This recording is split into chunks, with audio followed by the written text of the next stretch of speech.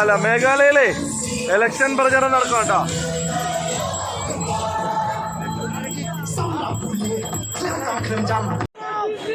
ആരുടേതാണ് ഇലക്ഷൻ പ്രചരണമെന്നോ ആരാണ് നേതാവെന്നോ ഒരു ധാരണയില്ല. കുറച്ച് പിള്ളേർ തുള്ളുന്ന കണ്ടു, നമ്മൾ നല്ല തണുപ്പത്ത് തുള്ളുക ചെയ്യുന്നുള്ളൂ.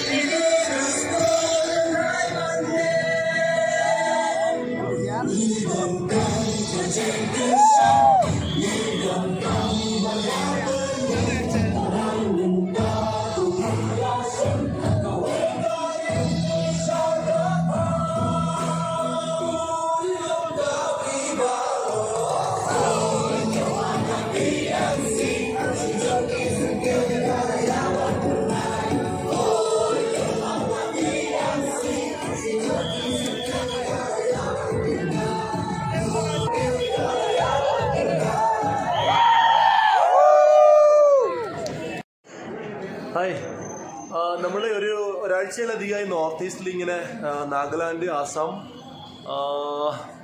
മേഘാലയ ഇങ്ങനെ കറങ്ങിയിട്ട് നാളെ ഇവിടുന്ന് വിടും ഗുവാഹട്ടിയിലേക്ക്. നാളെ ഈവനിങ്ങിന് അവിടുന്ന് പോകും.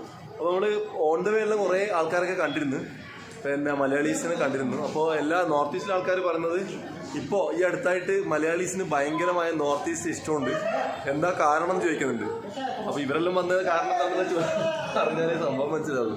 ഇത് അനിൽ തിരുവല്ല, ഇവിടെ പിന്നെ ഹോസ്പിറ്റലിൽ വർക്ക് ചെയ്യുന്നു. ഇതിപ്പോൾ ഇന്ന് കണ്ട 3